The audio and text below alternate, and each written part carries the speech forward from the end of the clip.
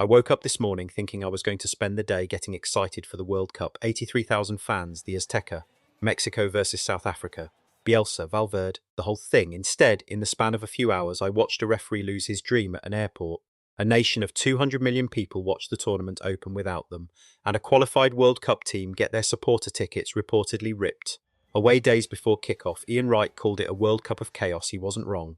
And I need to walk you through every single thing that happened, because by the end of this, you're going to understand exactly what kind of tournament we are about to witness. Tomorrow, June 10th, 2026, the 2026 FIFA World Cup finally begins.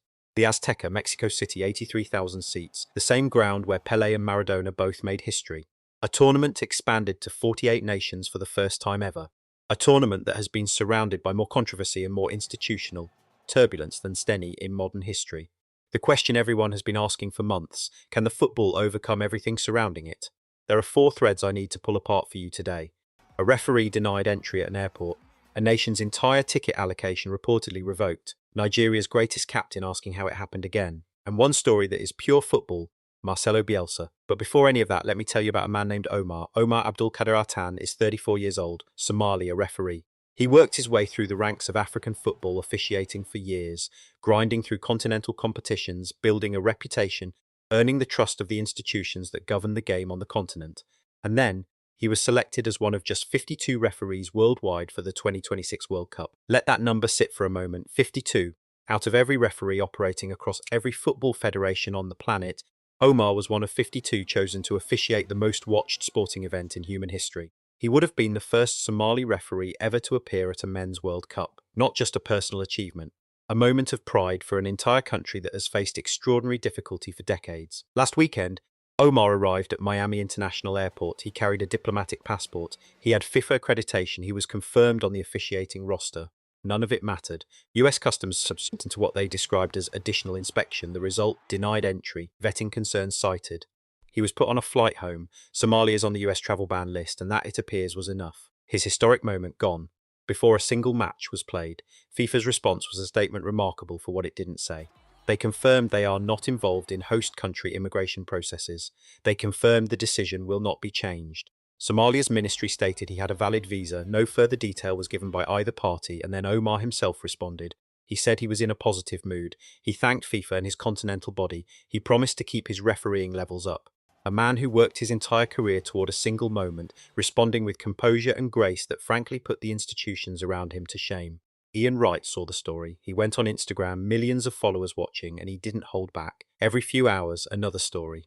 Fans denied, players denied, officials denied, journalists denied, now refs. He said he was laughing, but it actually wasn't funny.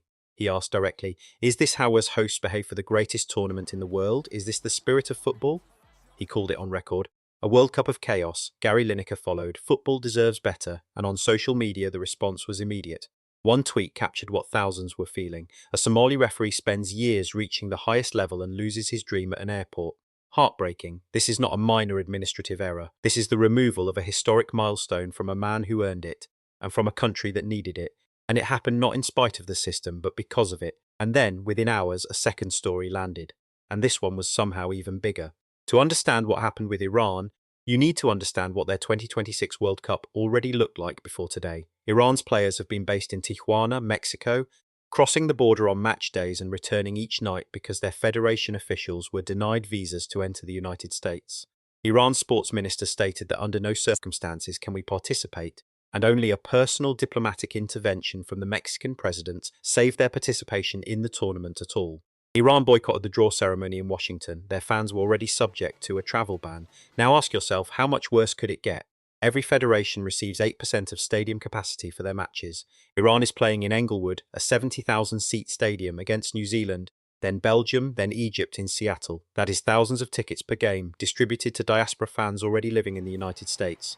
Fans who could legally attend, fans who had been waiting for this. Iran's federation issued a statement claiming that FIFA had allegedly revoked the entire allocation, not reduced, not partial, not a single ticket. The federation cannot offer supporters one seat to watch their team at a World Cup they qualified for. FIFA responded with silence, no statement confirming or denying the claim. The reaction online reflected the scale of what this means. Some supporter put it plainly, if Iran supporters really can't access their allocation, that's one of the biggest fan-related stories in modern World Cup history.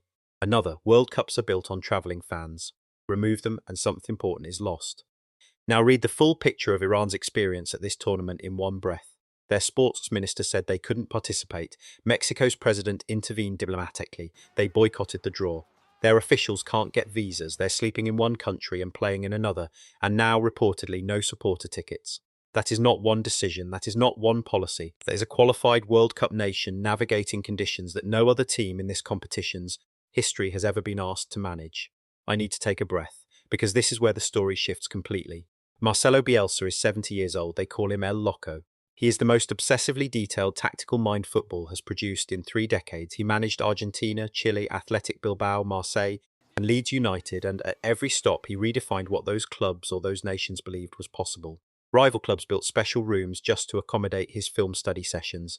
There are accounts of him sleeping overnight in an empty stadium's technical area to study sightlines before a match. His players described the experience of working under him in almost contradictory terms, simultaneously terrifying and life-changing. Bielsa took over Uruguay's national team and guided them through qualification. He has landed in Group H alongside Mexico, South Africa, and Czechia, the opening group of the tournament. His squad includes Darwin Núñez, Federico Valverde, and Rodrigo Bentancur. European-level quality wearing Uruguayan colours. Uruguay is a country of 3.5 million people competing at the highest level of international football. That alone is worth noting. What Bielsa does with that material, and the specific way he chooses to do it, is what makes his presence at this tournament genuinely compelling. Nobody knows what he'll do next, including his own opponents. He is probably not sleeping tonight. He is probably watching South Africa footage that nobody else thought to pull. In a tournament drowning in institutional noise, Bielsa is pure signal. His presence is a reminder that this competition also belongs to the genuinely extraordinary, but not everyone gets to be extraordinary at a World Cup. Some countries don't even get a seat. Michael Olise is playing this World Cup for France. Manuel Akanji is playing it for Switzerland. Jamal Musiala, whose father is Nigerian, is playing it for Germany. The talent that flows from Nigerian roots is visible across the squads of some of the most powerful footballing nations on the planet. And yet Nigeria, Africa's most populous country of 200 million people, is watching from home for the second consecutive World Cup. The talent is there, the structure isn't. Here is how Nigeria got here. They went through 4 different coaches in a single qualification cycle. They were eliminated by Ghana on penalties in the previous cycle. This time, they lost to the Democratic Republic of Congo in the playoff final in Rabat 4-3 on penalties, one of Africa's deepest talent pools. Second consecutive tournament missed. John Obi Mikel, a man who played at 2 World Cups, who captained Nigeria with distinction, spoke on his podcast and on British sports radio. He called it a failure, a disaster. He said it carefully. He meant every word. Football is the one thing that holds Nigeria together, cuts across religion, tribe, economic difficulty. Whether you're Hausa, Yoruba, Igbo, Muslim, Christian, when Nigeria plays, everyone watches. Everyone feels joy together. He said the entire NFF board should resign, not as a populist statement, but as a considered position from someone who understands exactly what this tournament means to that country. He said even winning AFCON wouldn't remove the pain of missing a World Cup. On social media, he was direct. This is not bad luck anymore. It's a failure of leadership and accountability. And across the world, Nigerian fans are watching. Musiala, Olise, and Akanji represent other nations at a tournament Nigeria should be at. 200 million people, watching from home, while the rest of the world watches a 48-team World Cup designed to be the most inclusive in history. There are 4 stories here. They are not unrelated. A tournament was designed to represent football's universality. It expanded to 48 nations, more countries, more cultures, more voices than ever before in the competition's history. And in the same week it opened, it denied a Somali referee entry on a diplomatic passport. It reportedly revoked a qualified nation's entire supporter ticket allocation. It left the continent's most populous football nation watching from their living rooms. Ian Wright's phrase, "a World Cup of chaos," was not hyperbole. Football analysts and journalists who cover this game with rigour have started using language that reflects the scale of what is happening. One writer put it clearly, administrative controversies surrounding this tournament are becoming impossible to ignore. Another observed, the tournament was expanded to include more nations, yet some still face barriers simply getting through the door. That contradiction is striking. And it is striking, because the 2026 World Cup was sold genuinely enthusiastically as the most expansive, most inclusive, most globally representative edition of the tournament ever staged. 48 teams, 3 host nations, a record number of matches, more players, more fans, more countries given a seat at the table. That is still true on paper, but the gap between what this tournament was promised to be and what the opening week has revealed is real. A Somali referee who earned his place at the highest level lost his historic moment at an immigration desk. A nation's diaspora fans who could legally attend their team's matches are reportedly being told there are no tickets for them. A country of 200 million people with elite-level talent distributed across European leagues couldn't hold together a coaching structure long enough to qualify. These are not soft failures. They are not the kind of thing that gets smoothed over by a good group stage game.